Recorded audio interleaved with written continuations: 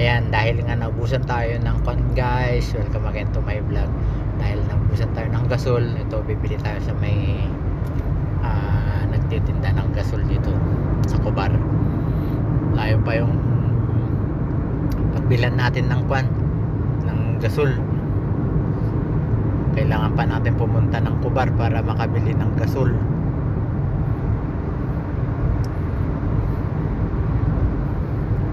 Dahil nga nasa loob tayo ng subdivision, kaya no choice. Kailangan punta tayo dun sa may sentro ng Cobar para makabili ng gasol. Meron naman dun sa may Duha, kaso nga lang medyo traffic ngayon. Dito tayo sa may Cobar mismo bibili ng gasol.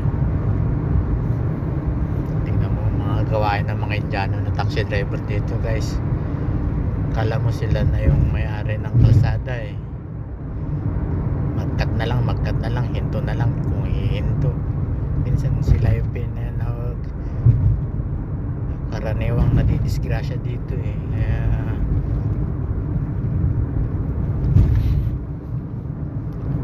karamihan hinuhuli ng mga pulis to, mga to eh.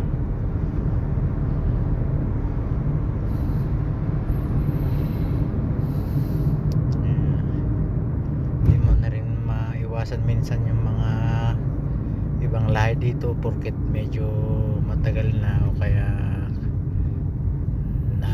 kapag adapt na dito sa Saudi,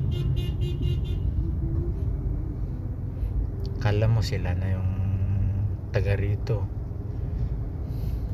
nagmamagaling na. Minsan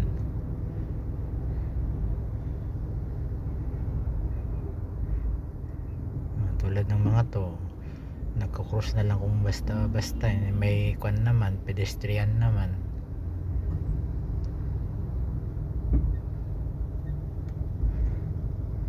May mga Indiano ring mga responsible, pero karamihan dito sila yung nagmamagaling eh.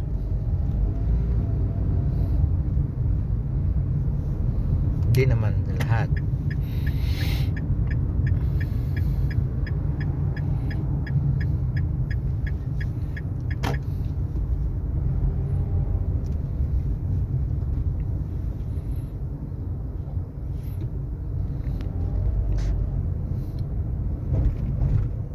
Din ng mga Pinoy, minsan may mga Pinay din na pasaway, musli.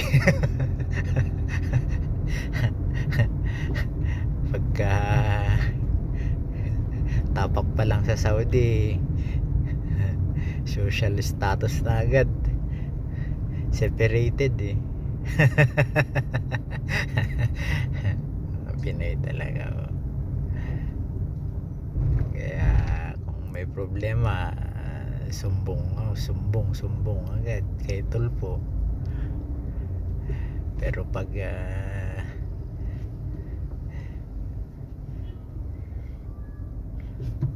walang problema, sige, panay pa rin ang pasaway.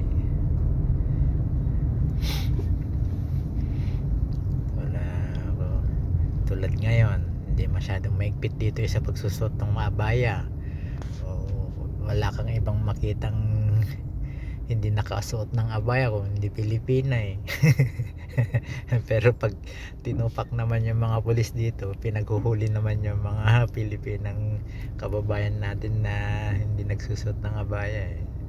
Pero ngayon din na masyado, kasi masyadong hindi na maigpit dito eh. Tulad ng unang salta namin dito, sobrang higpit nila eh. Kasi may mga mutawa pa dati, ngayon wala nang mga mutawa eh. Tinanggal na ng Saudi government yung mutawa.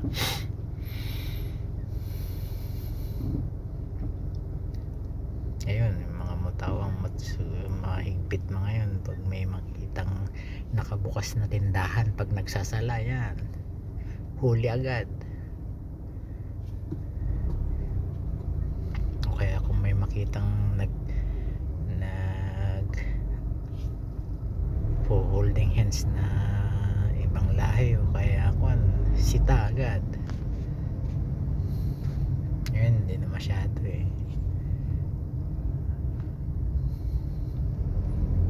Inuunti-unti na rin nila dito sa Saudi na parang hindi hinihigpitan para siguro yung nila ngayon na Vision 2030 nila na yung mag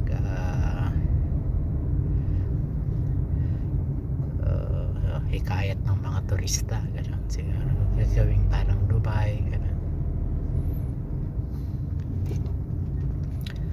Lalo kung mabuksan na yung tinatawag nilang NEOM, yung The Wall, yun parang kontaw yan eh, parang mini Dubai. Dito na tayo guys sa may mismong Khobar. Yung dulo nito Cornets na yun. Dito tayo sa may 10th Street ngayon. Ito yung 10th Street. Yung way naman na yan King Khalid. Sa may dulo-dulo naman yun Suiket. Tingnan nyo guys, ang layo pa ng pagbilan natin ng gasol. Kaya kung ubusan ka ng gasol ng 10 oras, no choice, kinaumagahan ka na makakapagluto.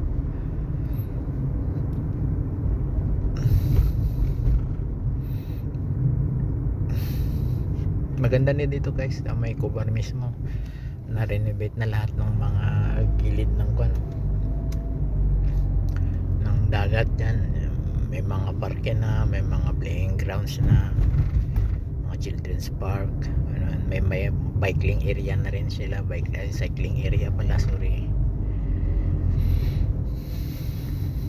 Tapos may mga establishment na rin silang malalaki dyan, tulad ng mga restaurants,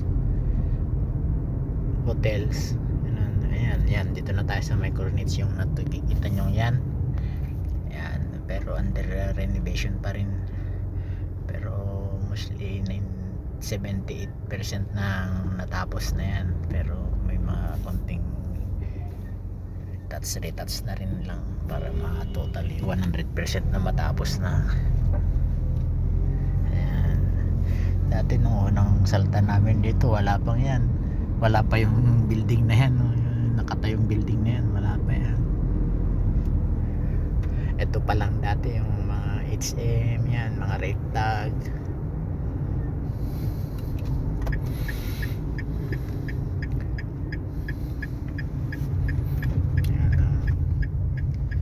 Kaliwat kanan na yung mga dito.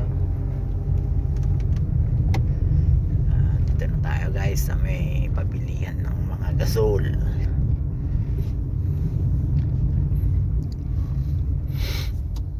Mura dito ang gasol guys. Dito na tayo, pasok na tayo sa may gasulan area ng gasol.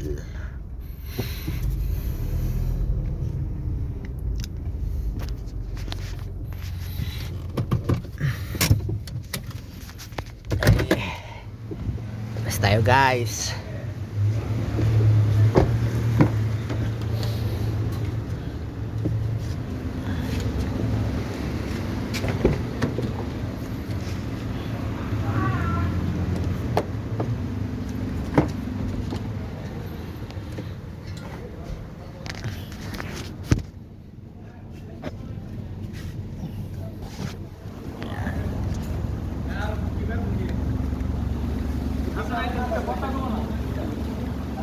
Mudir, yuk.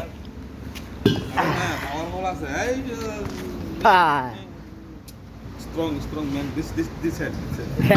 Ada. Dadu man. Faktura Mudir ah. Hey. Faktura lagi. Hey, lazim faktura.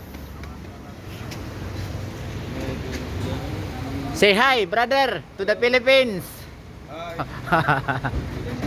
Ay. Inta Indi. Ay. From Bangladesh. Bangladesh. Yeah. Faktura brother.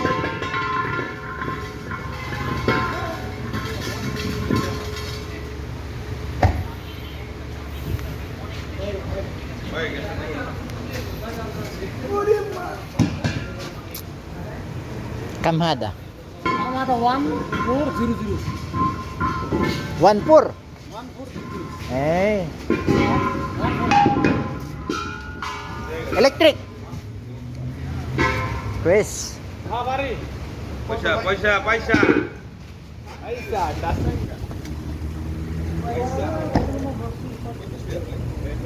Yung mga Bangladesh na kuan. Trabahador.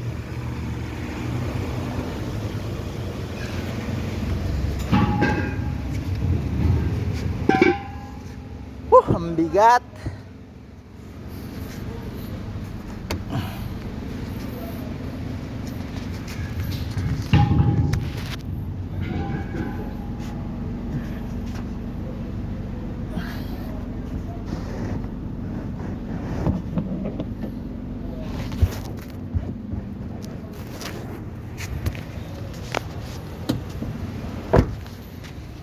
Ito pala yung sasakyan natin na service ko guys. Ayan. Race. Service namin mag-asawa to.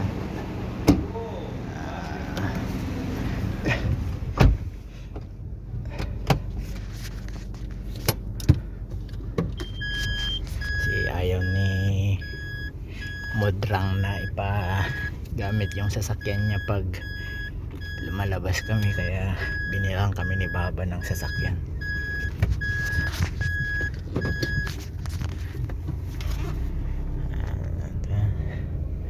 Kawawa minsan mga yan, sahod lang ng mga yan 1,000. Bangladesh.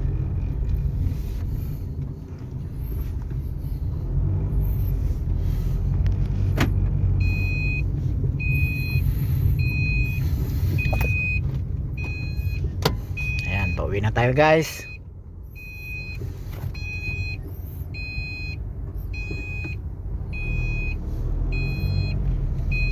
Ayan guys, thanks for watching. Salamat, thank you. Subscribe.